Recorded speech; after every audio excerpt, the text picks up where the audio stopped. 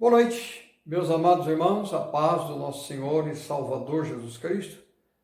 O Senhor tem permitido que ainda tenhamos mais um culto online. Agradecemos sempre os irmãos que tão bondosamente, com tanto carinho, têm participado desses cultos. Que Deus continue abençoando a sua vida. Eu quero ler esse versículo muito importante que li no domingo passado. Se encontra em primeiro livro de Samuel, capítulo 12, versículo 23. Quanto a mim, declara Samuel, longe de mim que eu peque contra o Senhor, deixando de orar por vós. Como eu disse, o ministério da oração. Antes vos ensinarei o caminho bom e direito. Eu quero nessa noite pedir que os irmãos continuem orando. Faça alguns pedidos de oração, tipo irmã Lourdes, irmão Herbert, Luiz Miguel, e também a área de missões, o nosso país, nosso mundo, para que, se for a vontade de Deus, logo essa pandemia do coronavírus acabe. E então, se o Senhor permitir, possamos voltar às atividades normais até que Ele volte. E também estamos comemorando o aniversário da irmã Ana. Vamos curvar as nossas cabeças e cumprir aquele privilégio que Samuel destacou para todos nós. Obrigado, Senhor Deus, amado, por este privilégio especial do ministério de oração. O Senhor mesmo cultivou tantas e tantas horas da sua vida em oração. Nós estamos, nesta noite, colocando no teu altar, como temos feito costumeiramente, as vidas de queridos irmãos que precisam, Senhor, da manifestação do teu poder. Lembramos da tua serva, irmã Lourdes, lembramos do teu servo, irmão Herbert, lembramos, Deus, do Luiz Miguel, que há tanto tempo que precisa da manifestação do teu poder.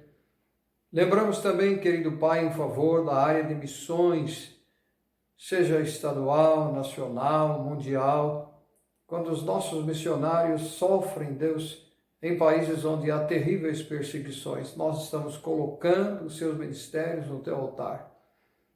Estamos lembrando também, Deus, da nossa querida irmã Ana, que completa mais um ano de vida neste dia, que o Senhor possa abençoá-la. E mais uma vez, oramos em favor, Deus, do nosso país, das nossas autoridades, e entregamos tudo nas tuas mãos. Por favor, Deus, no nome amado do nosso Senhor e Salvador Jesus Cristo. Amém. A paz do Senhor, irmãos, tudo bem? Por aqui tá tudo bem, graças a Deus. A gente tá sentindo falta, de estar junto com os irmãos. E a gente pede a Deus que passe logo, essa quarentena pra gente poder se reunir de novo, Mas graças a Deus, Deus tem cuidado de nós, tem suprido nossas necessidades, E nós somos gratos a Deus por isso. Vamos louvar o nome do Senhor? Com o hino 154 do cantor cristão Firme nas Promessas.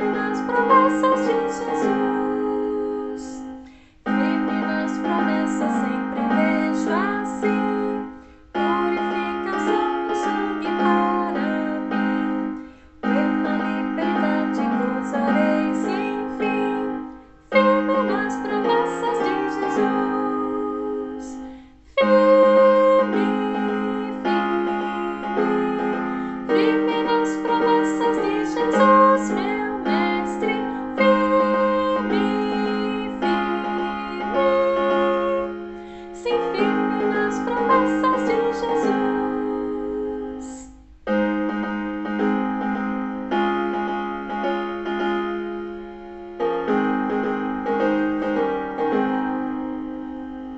Firme nas promessas do Senhor Jesus, em amor ligado com a sua cruz.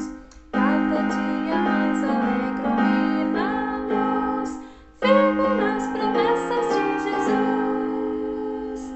Firme, firme, firme nas promessas de Jesus, meu mestre. Firme, firme, sim, firme nas promessas de Jesus. Amém, irmãos? Conforme, meus amados, nós havíamos combinado, queremos nesta noite tirar algumas dúvidas sobre Sheol, Hades, juízo final e trono branco. Uma das questões, mesmo através do WhatsApp, ou do celular, ou quando rapidamente saio para alguma pequena compra, há pessoas que sempre estão preocupadas e quando se encontram comigo, dizem: "E aí, pastor, realmente o senhor está voltando? Estamos chegando ao final dos tempos? Os sinais estão por aí, e aí, o que o senhor pensa sobre isso?" E eu, sempre com gentileza, com bondade, tenho respondido que nós não sabemos. É claro que há sinais, não é? Quando a gente avalia a situação do nosso país, do nosso mundo, a gente vê sinais da volta do Senhor, mas ninguém pode prever. Eu me lembro que Jesus, quando homem, na sua época, olha o que ele disse em Mateus capítulo 24, versículos 36, ele diz assim: "Mas a respeito daquele dia e hora, ninguém sabe, nem os anjos dos céus, nem o Filho", se referindo a ele, "senão o Pai." Agora, no versículo 42, ele disse: "Portanto, vigiai", quer dizer, fique atento, porque não sabeis em que dia vem o vosso Senhor. Que a vinda do Senhor é muito clara, nós temos certeza disso, a Bíblia toda explana essa questão. Quando é que nós não sabemos? Mas então vamos pensar um pouquinho nesta noite sobre aquilo que eu já havia destacado. O Sheol no hebraico e o Hades no Novo Testamento, o Sheol no Antigo Testamento e o Hades no Novo Testamento, e também aparece 3 vezes no grego koiné, o grego simples, a expressão Geena. Isso quer dizer um lugar de mortos, separados por um grande abismo, a gente vai verificar. Numa parte ficaram os salvos aguardando a ressurreição do Senhor Jesus no Antigo Testamento e aqueles que morreram mesmo no tempo do Senhor sem a sua ressurreição. E na outra parte, separado, como eu disse, por aquele abismo, as pessoas que morreram sem Cristo, não aceitaram, não creram nas promessas, não entregaram suas vidas ao Senhor, já no inferno. Então nós vamos verificar essa questão bem clara. Lembra-se quando Jesus, ao dialogar com Dimas, né? Capítulo 23 de Lucas, versículos 42 e 43, Jesus estava partindo, e aí então Dimas, naquele momento tão especial, sem nenhuma esperança na sua vida, e ele diz que eles estavam recebendo aquilo que mereciam, porque eram ladrões, bandidos, assassinos e assim por diante, e era a pena de morte na época. Olha lá, versículo 40, vamos ver 41, 42 e 43. "Nós, na verdade, com justiça, porque recebemos o castigo que os nossos atos merecem, mas este, lembrando-se do Senhor Jesus, nenhum mal fez." Então, que coisa maravilhosa, porque nos últimos instantes da sua vida, como Deus é fantástico, ainda o seu amor é bondoso, ainda há oportunidade. E ele disse e acrescentou: "Jesus, lembra-te de mim quando entrares no teu reino." O que Jesus lhe respondeu? 43, Jesus lhe respondeu: "Em verdade te digo que hoje estarás comigo no paraíso", referindo-se àquela parte do Sheol ou do Hades, para os salvos que aguardavam a ressurreição do Senhor Jesus. Naquele texto bem conhecido de Lucas 16, vamos dar uma olhadinha, os irmãos conhecem sobejamente, mas é bom dar uma olhada quando o rico e o Lázaro, né? Observem que, versículo 19, ora, havia certo homem rico, divis. A expressão divis se referia à pessoa rica. Não sei se realmente era o seu próprio nome, mas era uma expressão que se usava para as pessoas que tinham condições financeiras elevadas. Se vestia de púrpura e linho finíssimo e que todos os dias se regalava esplendidamente. Havia também certo mendigo chamado Lázaro, coberto de chagas e que jazia à porta daquele, e desejava alimentar-se das migalhas que caíam da mesa do rico, e até os cães vinham lamber-lhe as feridas, as úlceras.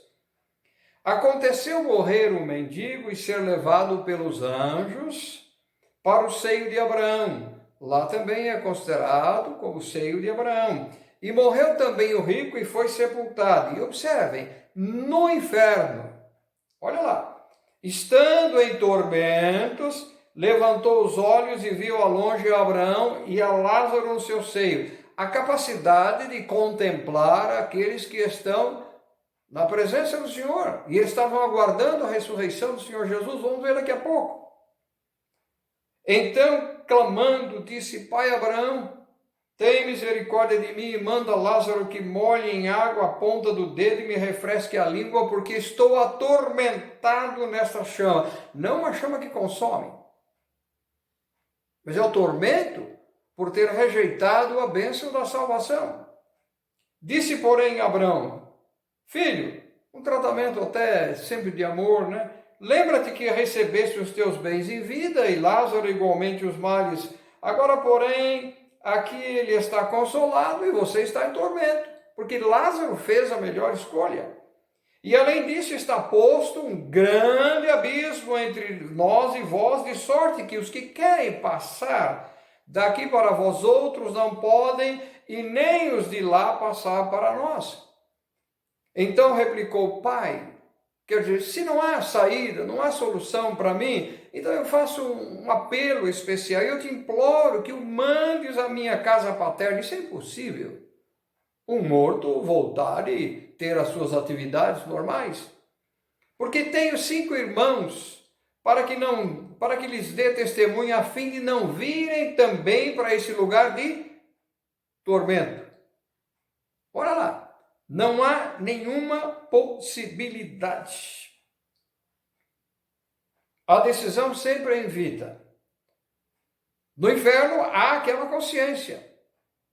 Na parte dedicada aos salvos, não, eles estavam aguardando.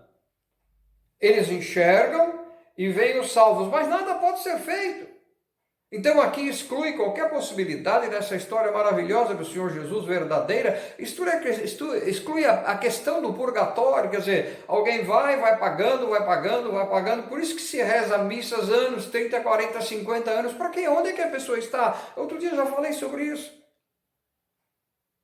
Uma vez conversava com um homem, um dos comerciantes da nossa cidade, e aí disse: você lê esse texto, uma hora eu passo aí para a gente conversar, e ele leu e disse que você entendeu. Pergunte ao seu padre, sobre essa questão. Por que se rezam missas se a pessoa toma decisão em vida? Não há essa possibilidade. Senão não precisamos de Deus, isso é claro. E a questão então do purgatório, vai para lá, vai pagando. Quem decide? Quem é que decide quando é que a pessoa está pronta? E a reencarnação? E a salvação pelas obras? Então não se precisa de Deus. A decisão, ela é em vida. Depois da morte não há mais o que fazer. Geralmente quando eu vou a um velório, se é uma pessoa salva, eu explico, agradeço a Deus pela sua vida e faço um culto evangelístico, para que as pessoas pelo menos tenham consciência e que amanhã venham a tomar a decisão clara ao lado do Senhor Jesus. Olha aqui, o profeta Ezequiel, vamos dar uma olhada no capítulo 18. O que ele diz? Ezequiel, capítulo 18, versículo 23, lemos assim: acaso Deus dizendo, tenho eu prazer na morte do perverso, mesmo sendo perverso? Diz o Senhor Deus, não desejo eu antes que ele se converta dos seus caminhos e viva. Deus deseja que antes ele se converta e viva. Que coisa maravilhosa.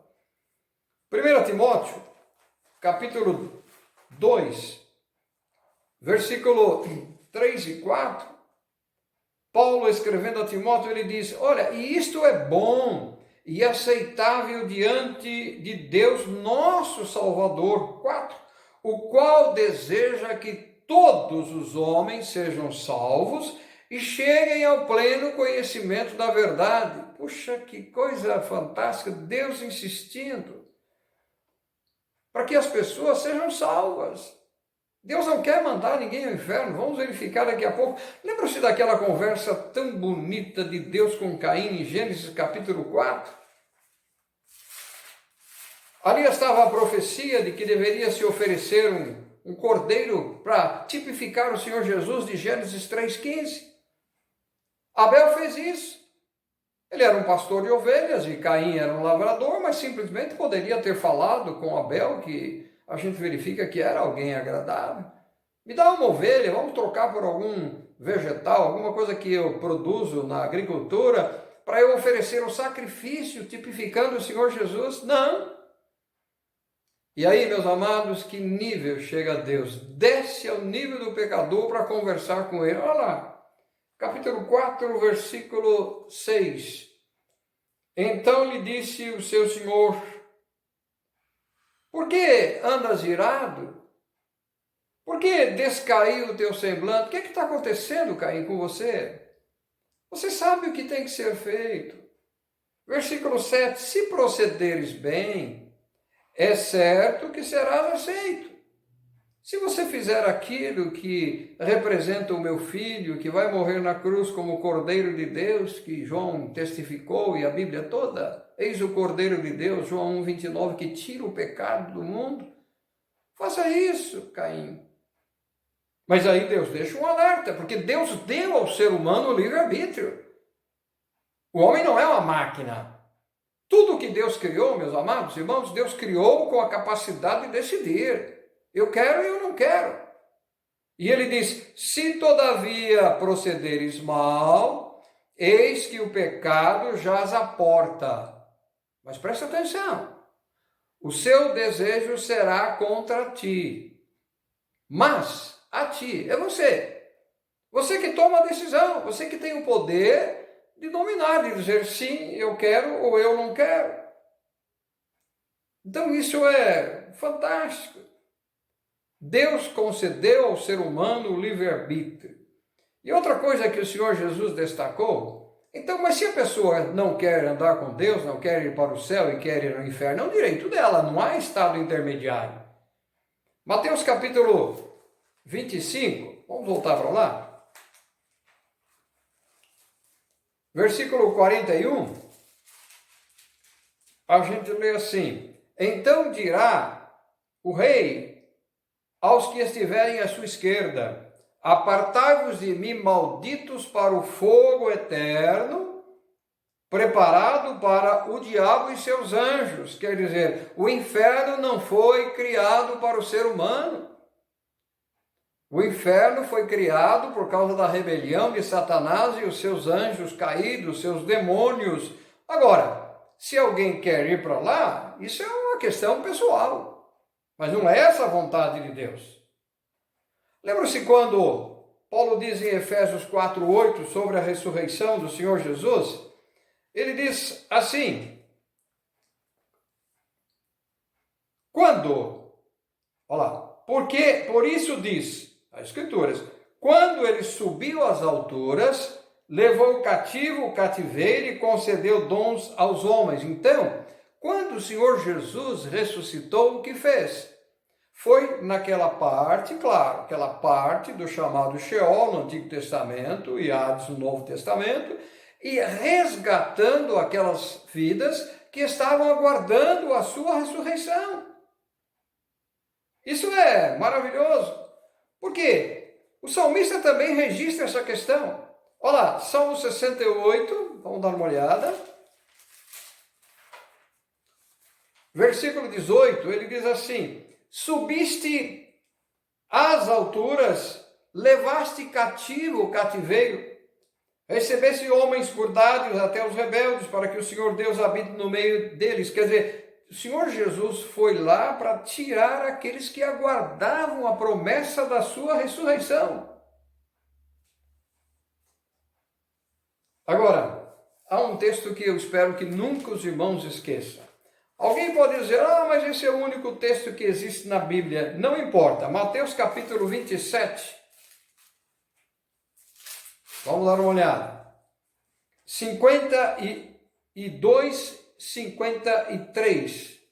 Ou vamos ler 51 também. Eis que o véu do santuário se rasgou em duas partes, de alto a baixo, tremeu a terra, fenderam-se as rochas. Isso falando da ressurreição do Senhor Jesus. Abriram-se os sepulcros e muitos corpos dos santos que aguardavam ou que dormiam ressuscitaram. Tá bom. Se o texto parasse até aí, tá bom, ressuscitaram. Isso é o que a Bíblia afirma. Mas olha, que coisa maravilhosa. E saindo dos sepulcros, depois da ressurreição de Jesus, entraram na cidade santa e apareceram a muitos testemunhas da ressurreição do Senhor Jesus. O Senhor Jesus levou, amados, cativo o cativeiro. Isso é fantástico. Nunca se esqueçam desse texto. A palavra inferno aparece 30 vezes na Bíblia. O lago de fogo, ele aparece algumas vezes. Vamos dar uma olhada. Apocalipse capítulo 19, versículo 20, diz assim: mas a besta foi aprisionada, e com ela o falso profeta, que com sinais feitos diante dela, seduziu aqueles que receberam a marca da besta, e eram os adoradores da sua imagem. Os dois foram lançados vivos dentro do lago de fogo, que arde com enxofre. Ainda capítulo 20, versículo 10. O diabo, o sedutor deles, foi lançado para dentro do lago de fogo e enxofre, onde já se encontram a besta, como também o falso profeta, e serão atormentados dia e noite pelos séculos dos séculos. Olha lá, ainda 14 e 15 do mesmo capítulo 20. Então a morte e o inferno foram lançados para dentro do lago de fogo. Esta é a segunda morte, o lago de fogo. E se alguém não foi achado inscrito no livro da vida, esse foi lançado para dentro do lago de fogo. Falaremos mais sobre o livro da vida daqui a pouco. Vamos dar mais uma olhada. 21:8. Quanto, porém, aos covardes, aos incrédulos, aos abomináveis, aos assassinos, aos impuros, aos feiticeiros, aos idólatras, adoradores de ídolos, e a todos os mentirosos, aqueles que mentem contra o ensino da palavra do Senhor, que Jesus não é o Salvador, a parte que lhes cabe será no lago que arde com fogo e enxofre, a saber, a segunda morte. Então, meus amados, o lago de fogo é um lugar fechado, e ele destaca o enxofre, cheio, mau, e que se apega à pele, mas não se queima, para dizer que é o tormento, é um lugar de tormento. Sabem por quê? Porque simplesmente rejeitaram a bênção da salvação. O que diz o Salmo, capítulo 9, versículo 17? Ele diz assim: os perversos serão lançados no inferno, e todas as nações que se esquecem de Deus. Quer dizer, eu não quero, é um direito, eu não quero Deus. Mas serão lançados, há consequências, serão lançados no inferno. Vamos dar uma olhada também em 1 Coríntios, capítulo 6, versículos 9 e 10, diz assim: Ou não sabeis que os injustos não herdarão o reino de Deus? Não vos enganeis, nem impuros, nem idólatras, nem adúlteros, nem efeminados, nem sodomitas, nem ladrões, nem avarentos, nem bêbados, nem maldizentes, nem roubadores herdarão o reino de Deus. Vamos mais um texto para a gente dar uma olhada, Apocalipse 21, 8, que a gente acabou agora de ler outra vez, mas vamos dar mais uma olhadinha, olha lá, 21, 8. Quanto, porém, aos covardes, aos incrédulos, aos abomináveis, aos assassinos, aos impuros, aos feiticeiros, aos idólatras e a todos os mentirosos, a parte que lhes cabe será no lago que arde com fogo e enxofre, a saber, a segunda morte. Olha a triste realidade que Salomão registra no livro de Provérbios, capítulo 27, versículo 20. Vamos dar uma olhada. 27 e 20, ele diz assim: o inferno, apenas a parte A, o inferno e o abismo nunca se fartam. Há sempre lugares para as pessoas que querem ir, livre-arbítrio. Querem ir, Deus não pode fazer nada e não vai fazer nada. Que tristeza. Eu espero que a gente, através desses ensinos bíblicos, possamos alertar alguns, meus amados irmãos, às vezes por ignorância espiritual, às vezes pelo fato de que os líderes espirituais não têm a capacidade, não têm o amor, não têm a bondade, não têm o conhecimento bíblico para alertar as pessoas que o inferno é uma triste realidade. Mas, se a pessoa escolheu, vai entrar nessa questão muito séria agora, que é o juízo final e o trono branco. Vamos lá para Apocalipse capítulo 20, versículos 11 a 15. João, na sua maravilhosa visão, ele disse: eu vi um grande trono branco, e aquele que se assenta, de cuja presença fugiram a terra e o céu, e não se achou lugar para eles. Era a hora do julgamento. Hora muito séria. Vi também os mortos, os grandes, como destaquei no dia, e os pequenos, não é questão de crianças, mas é questão do poder. Eles acham que são poderosos, que têm tudo, postos em pé diante do trono. Então se abriram livros, ainda outro livro, o livro da vida foi aberto, e os mortos foram julgados segundo as suas obras, não para a salvação, mas especialmente pela rejeição de Jesus. Conforme o que se achava escrito nos livros, deu o mar os mortos, nós vamos fazer uma rápida análise depois, que nele estava, a morte e o além entregaram os mortos que neles havia, e foram julgados um por um segundo as suas obras. Então a morte e o inferno foram lançados para dentro do lago de fogo. Esta é a segunda morte, o lago de fogo. E que coisa triste, se alguém não foi achado escrito no livro da vida, esse foi lançado para dentro do lago de fogo. Vamos dar agora uma olhada rápida. Versículo 11 é o acerto, amados, de conta. Olha que diz Isaías capítulo 10, versículos 1 e 2. Isaías capítulo 10, versículo 1 e 2. Quer dizer, o trono branco é um trono limpo, justo. Fala que Deus é justo nessa questão. Não é como nos dias em que vivemos, em que há leis injustas, em que facilmente se coloca as pessoas, aqueles assassinos terríveis, pedófilos, aqueles que matam as mulheres, que destroem tudo, que roubam e tal, e a lei facilita. Eu me lembro uma vez que, quando fazíamos maratona na PIB, aqui em Itapira, e convidávamos durante o mês de julho vários profissionais liberais para motivarem os nossos jovens a seguirem algum tipo de profissão, serem despertados para algum tipo de profissão. E numa das ocasiões foi convidado um grande advogado da nossa cidade, e um jovem muito inteligente disse na época: doutor, explica para mim, quando o assassino é pego com um revólver na mão, e que matou a pessoa e que há testemunhas, então ele é um assassino. Aquele advogado disse: não, meu jovem, ele só vai ser considerado um assassino quando ele for julgado, então, depois sim, antes não. Porque pode ser uma falha no revólver, pode ser um problema emocional, e pode haver outras alternativas. Leis injustas. Olha o que Isaías diz: ai dos que decretam leis injustas, dos que escrevem leis de opressão, para negarem a justiça aos pobres, para arrebatarem o direito dos aflitos do meu povo, a fim de despojarem as viúvas e roubarem os órfãos. Com Deus, não.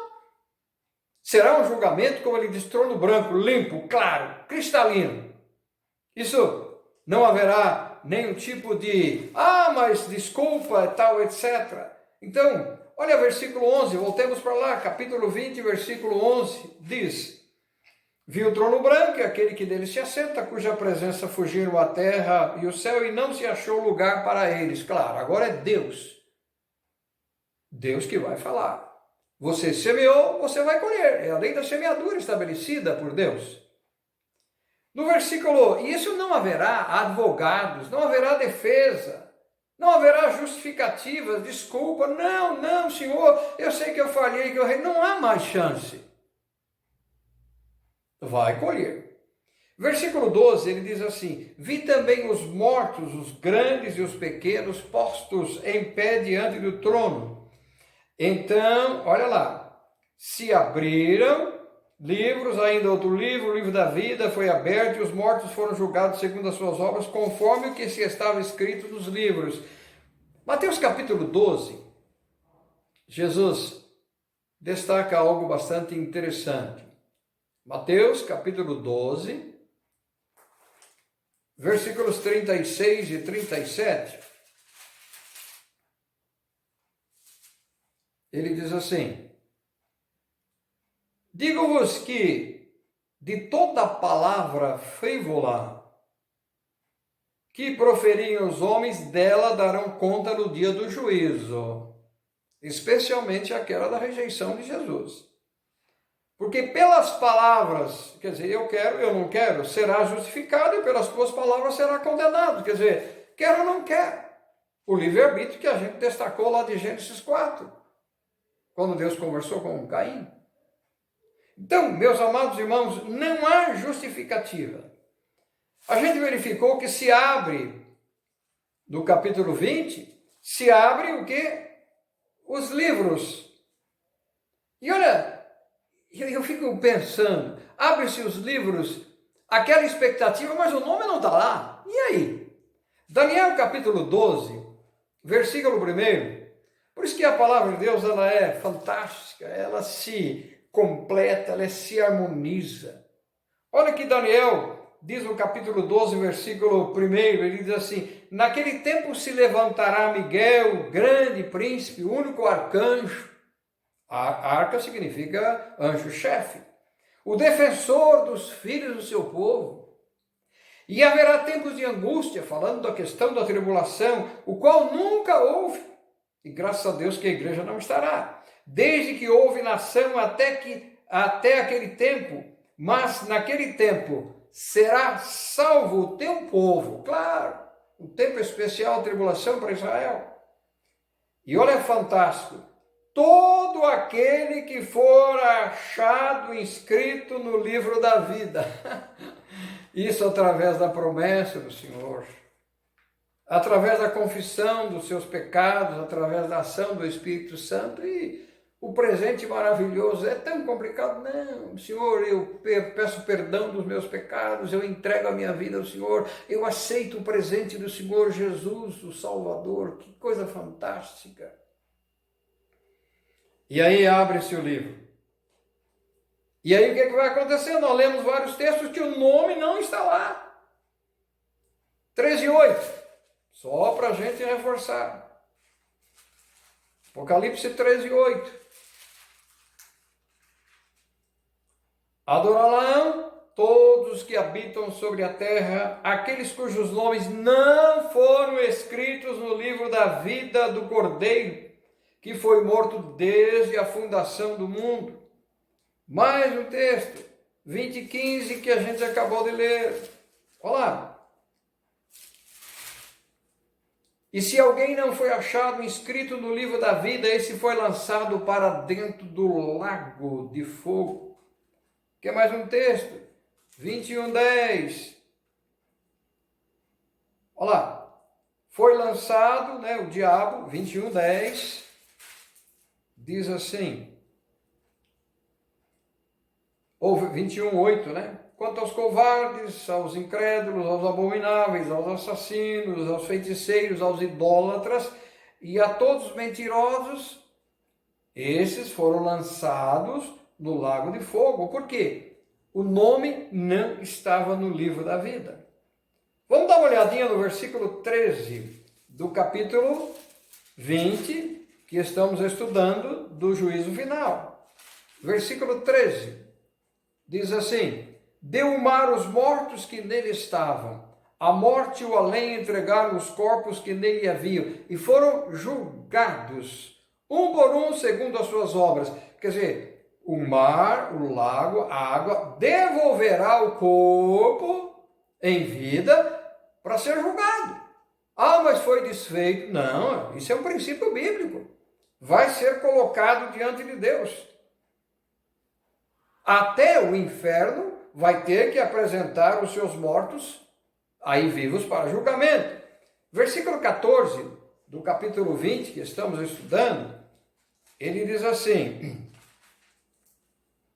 então a morte e o inferno foram lançados para dentro do lago de fogo. Essa é a segunda morte, o lago de fogo. A primeira foi física, a segunda foi espiritual. Ou, se quiserem inverter, a primeira é espiritual e a segunda física. Alguém que morreu espiritualmente antes não quis, morreu fisicamente, já está no inferno esperando esse julgamento. Versículo 15 nós já destacamos. Se alguém não foi achado inscrito no livro da vida, foi lançado, olha lá, para dentro do lago de fogo, o tormento eterno. Mas enquanto há vida, meus amados, ainda há esperança. Digo isso às pessoas. Quando Paulo, em Atos 17, ele destaca aquele versículo que os irmãos conhecem sobejamente. Ora, não levou Deus em conta os tempos da ignorância. Agora, porém, notifica aos homens que todos e em toda parte se arrependam, porquanto estabeleceu um dia em que há de julgar o mundo com justiça, por meio de um varão que destinou e acreditou diante de todos, ressuscitando-os dentre os mortos. Então vamos aproveitar, meus amados irmãos, a oportunidade ainda de testemunhar enquanto há esperança. Em vida há esperança. Depois da morte não há mais nenhuma esperança. Vamos orar, agradecendo a Deus mais uma vez. Depois eu vou destacar também o estudo que faremos, se o Senhor assim o permitir, no próximo domingo. Obrigado, Senhor, mais uma vez, porque a palavra do Senhor é muito clara. Permita, Deus, que ainda possamos testemunhar através da nossa vida, nosso viver diário, para que as pessoas possam entender a importância e valor da decisão em vida, porque depois não haverá nenhuma oportunidade. Agradecemos e entregamos tudo nas tuas mãos por Cristo Jesus, com gratidão. Amém. Próximo domingo, se assim o Senhor permitir, meus irmãos, nós vamos encerrar essa questão escatológica, Vamos falar sobre novos céus e a nova terra. E o que é maravilhoso, para sempre com o Senhor. Deus abençoe. Um grande abraço. Pastor Guidolin e Miriam. Vamos continuar louvando o nome do nosso Senhor, que derrama tantas bênçãos sobre as nossas vidas todos os dias, Vamos louvar com o hino 329 do cantor cristão, Conta as Bênçãos.